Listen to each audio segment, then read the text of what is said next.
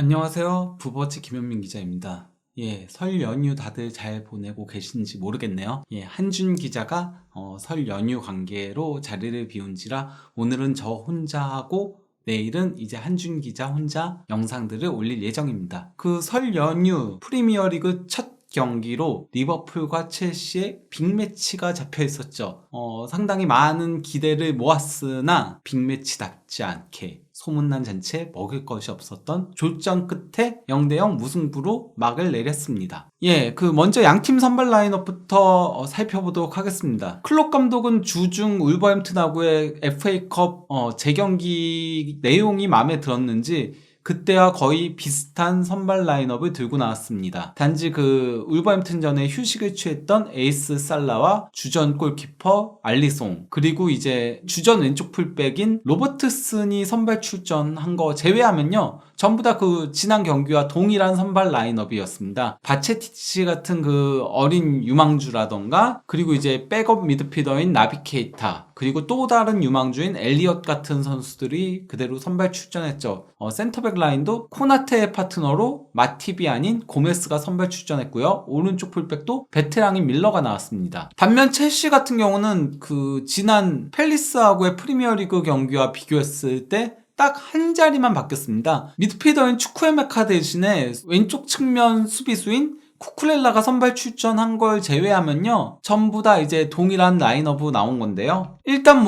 리버풀은 항상 쓰는 대로 4-3-3 포메이션을 그대로 가동한 거죠. 각포를 중심으로 엘리엇과 살라가 좌우에 서면서 3톱을 형성했고요. 바체티시가 수비형 미드필더의 선 가운데 티아고 알칸타라와 나비 케이타가 역삼각형 형태로 중원을 구축했고요. 그리고 로버트슨과 밀러가 좌우 풀백에 고메스와 코나테가 중앙 수비수 선발 출전했습니다. 첼시는 지난 경기와는 조금 다르게 나왔어요. 쿠쿠렐라와 루이스 홀이 동시에 선발 출전하면서요, 비대칭 3-4-2-1 포메이션으로 나왔거든요. 홀이 지난 경기 때는 왼쪽 풀백으로 나왔었는데 이번에는 미드필더로 이동을 한 거죠. 이거는 옆에 있는 평균 위치와 패스맵을 보시더라도 약간 확인을 할 수 있습니다.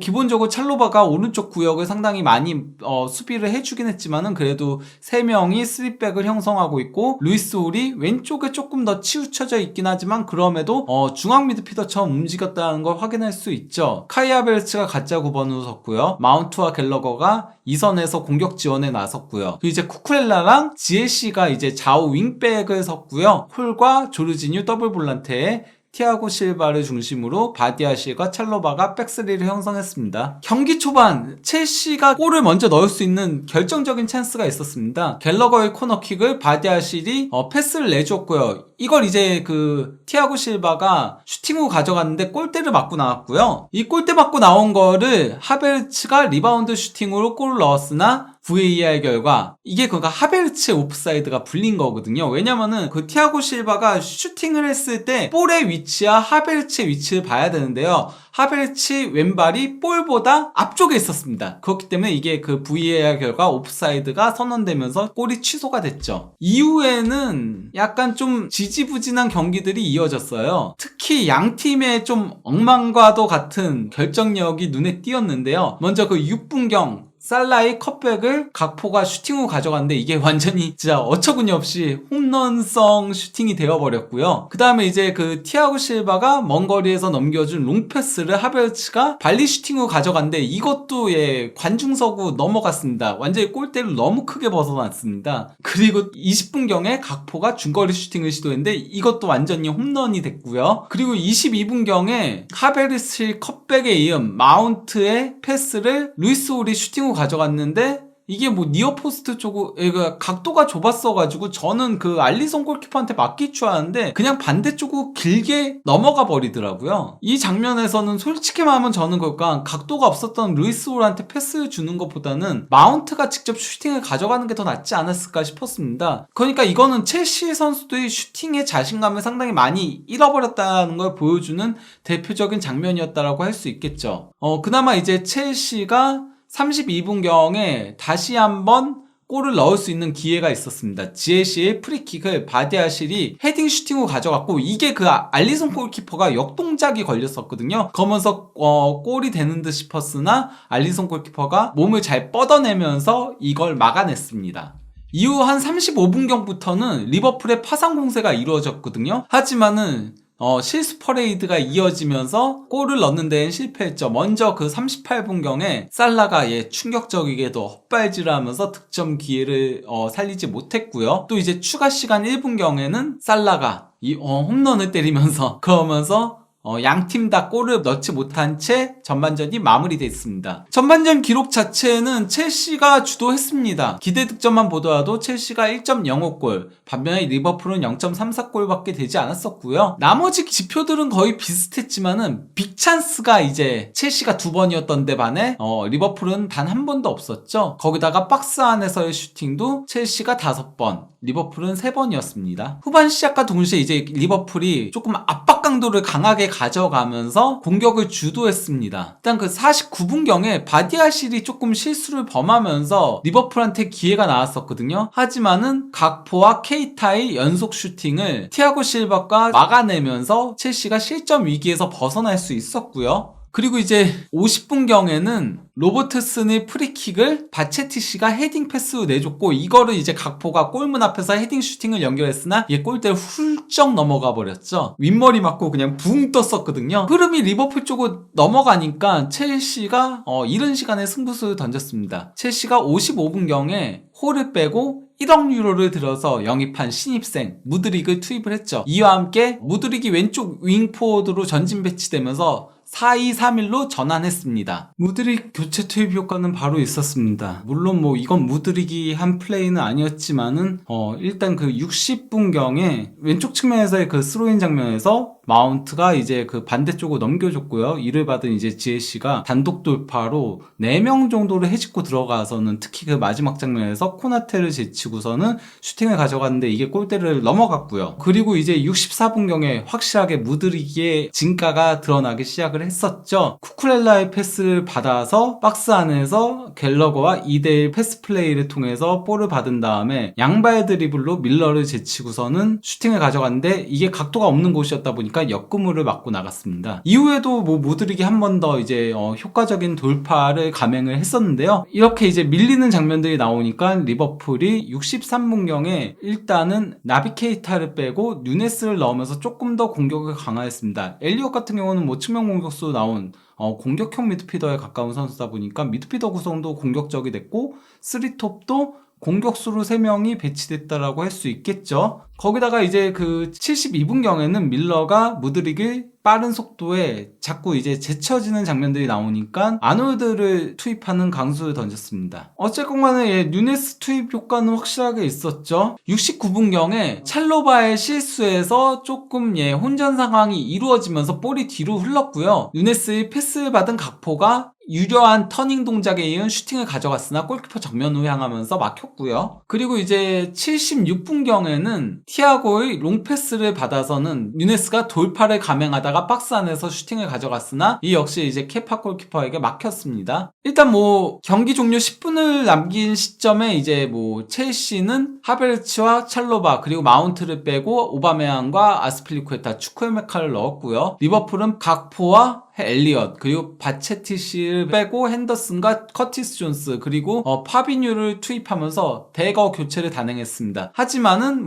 교체 카드들이 딱히 크게 효과를 발휘하지 못했고요. 이대로 양팀은 지지부진한 경기 내용 속에서 0대0 무승부로 막을 내렸는데요. 일단 양팀의 후반전 기록만 놓고 보면요, 후반전은 그래도 리버풀이 근소하게 우세했습니다. 기대 득점에서 1.07골로 첼시의 0.54골보다 앞섰고요. 물론 점유율은 첼시가 54대 46으로 근소하게 앞섰으나 점유율이 중요한 건 아니죠. 슈팅 숫자는 리버풀이 10대 5로 우위를 점했고요. 그리고 코너킥도 3대 2로 앞섰고요. 후반전은 전체적으로 리버풀이 더 나은 모습을 보여줬다. 하지만은 이것도 후반 초반에 조금 몰아쳤던 게 전부였고 그 후에는 딱히 이렇다 할 장면은 나오지 못했다라고 할 수 있겠는데요. 양팀의 전체 기록은요, 대등했다라고 볼 수 있겠습니다. 슈팅 숫자는 15대 11로 리버풀이 근소하게 앞섰으나 유효 슈팅은 3대 2였고 점유율은 52대 48로 첼시가 근소하게 앞섰고 기대 득점도 1.6골 대 리버풀이 1.4골로 첼시가 근소하게 앞섰고요. 근데 문제는 결정력이 엉망이었다는 거죠. 양팀 다 반올림을 하면 첼시는 2골까지도 넣을 수 있었던 경기였거든요. 근데 단 한 골도 넣지 못했다는 거는 좀 문제가 심각했다라고 할 수 있겠는데요. 특히 각포가 굉장히 실망스러웠어요. 안 그래도 각포가 지난 그 울버햄튼하고의 FA컵에서도 슈팅 0점이 전혀 맞지 않는 문제를 드러냈는데요. 이 경기에서도 82분을 뛰면서 슈팅을 6회를 가져갔는데 유효 슈팅은 단 한 번밖에 없었습니다. 3번은 슈팅이 차단됐고요. 3번은 홈런이었죠. 그리고 빅찬 스미스도 한 번 있었고요. 드리블 돌파도 1회 시도해가지고 성공하지 못했고요. 패스 성공률도 77%로 떨어지는 수치였고요. 그리고 그라운드 경합도 7회 시도해가지고 단 한 번밖에 성공하지 못했고요. 옵사이드에도 2번 걸렸고요. 기대 득점이 0.87골이었으나 골 넣는 데는 실패했죠. 거기다가 살라의 슬럼프도 리버풀 입장에서는 조금 고민거리라고 할 수 있겠는데요. 살라가 이 경기에서도 유효 슈팅을 가져가지 못하면서 최근 프리미어리그 3경기 연속 유효 슈팅을 기록하지 못하고 있는 중입니다. 하지만 그럼에도 리버풀에게 위안거리가 있었다면 유망주인 바치티치가 그래도 조금 준수한 모습을 보여줬다는 거거든요. 일단 그 공격 진영 후 패스를 8회 시도했는데 7회를 성공시켰고요. 그리고 리커버리를 6회 했고요. 그리고 롱패스도 4회 시도해서 3회 성공시켰고 가로채기 2회, 찬스 메이킹 2회, 그 빅찬스 1회를 제공하면서 준수한 모습을 보여줬습니다. 첼시한테도 위안거리가 있었는데요. 무드릭이 그래도 인상적인 데뷔전을 치렀다는 거죠. 무드릭이 55분경에 투입돼가지고 35분 정도를 뛰면서요. 일단 태클 성공률도 100%였고요. 패스 14회 시도에서 13회 성공시키면서 92.3%의 성공률을 기록했는데요. 이게 그 첼시 선수들 중에서는 가장 높은 패스 성공률이었습니다. 그리고 볼 경합 승리도 7회를 했고요. 박스 안에서의 볼 터치 4회, 소유권 획득 4회, 그리고 태클 3회 시도해서 성공시켰고요. 드리블 돌파도 2회 성공시켰는데 이게 그 양팀 통틀어서 최다였습니다. 무드릭 효과는 공격 위협도 그래프를 보더라도 확인할 수 있거든요. 일단 초반에는 첼시가 주도했다는 게 보이죠. 35분경까지는. 하지만 35분 이후 리버풀이 경기를 주도하면서 골이 나오나 싶었거든요. 하지만 무드릭이 투입된 이후에 첼시 쪽으로 다시 흐름이 넘어갔죠. 이것만 보더라도 무드릭 효과가 있었다는 걸 확인할 수 있습니다. 그리고 이제 개인적으로 뽑는 이 경기 최우수 선수는 티아고 실바입니다. 실바가 이 경기에서 볼터치 112회를 가져갔고요. 패스도 90회. 그러면서 이제 볼터치와 패스가 최다였고요. 패스 성공률 91%. 거기다가 이제 그 찬스 메이킹도 1회를 기록을 하면서 후방 빌드업에 있어서도 중요한 역할을 했을 뿐 아니라요. 거기다가 이제 클리어링 6회, 그리고 이제 슈팅 차단 3회로 최다였고요. 그 외에 이제 볼 경합 승리 3회, 가로채기 3회, 공중볼 경합 승리 2회, 태클 성공 1회를 기록하면서 거기다가 이제 드리블 돌파를 단 한 번도 허용하지 않으면서 단단한 수비를 자랑했죠. 수비적으로는 첼시가 조금 불안불안한 장면들이 있었어요. 찰로바가 조금 실수들이 있었고 바디아실도 데뷔전보다는 이번 경기가 좀 안 좋았었거든요. 하지만 티아고 실바가 뒤에서 다 쓸어줬기 때문에 첼시가 무실점 경기를 가져갈 수 있었다라고 할 수 있겠습니다. 네, 그리고 이번 경기는 클롭 감독의 첫 번째 감독 경기였거든요. 일단 클롭 감독이 마인츠를 처음 지도하면서 21년 327일, 거의 22년 전이었죠. 처음 이제 지도하면서 마인츠에서 270경기를, 그리고 이제 도르트문트에서 319경기를, 그리고 리버풀에서 411경기째를 수행한 거였는데요. 하지만은 기념비적인 첫 번째 경기에서 0대0 무승부로 끝났습니다. 그래서 기자회견에서 그것 관련된 질문들이 나왔는데요. 거기에 대해서 이제 클롭 감독이 뭐라고 답을 했냐면요. 아르센 벵거 감독은 첫 번째 경기에서 0대6으로 대패했다. 그러하기에 나는 그런 일이 발생하지 않아서 정말 행복하다라고 했는데, 이거는 약간 조금 실언에 가깝다라고 할 수 있죠. 예, 특히나 이제 벵거 감독이 지금 프리미어리그에서 감독직을 수행하고 있는 라이벌 감독도 아니고 이미 감독직을 수행하지 않고 있는 분인데 그분을 끌고 와가지고 이런 얘기를 한 거는 아스널 팬들한테도 상당히 기분 나쁜 발언이 아니었을까 싶긴 해요. 이것만 보더라도 클롭 감독이 얼마나 심리적으로 쫓기고 있는지를 보여준다라고 할 수 있겠는데요. 예, 물론 비교적 최근에도 이제 펩 가르디올라 감독이 맨체스터 유나이티드하고의 맨체스터 더비가 개인 통산 1000번째 감독 경기였죠. 그리고 그 경기에서 1대2 역전패를 당하긴 했었죠. 대부분 보면은 기념비적인 경기에서는 패하거나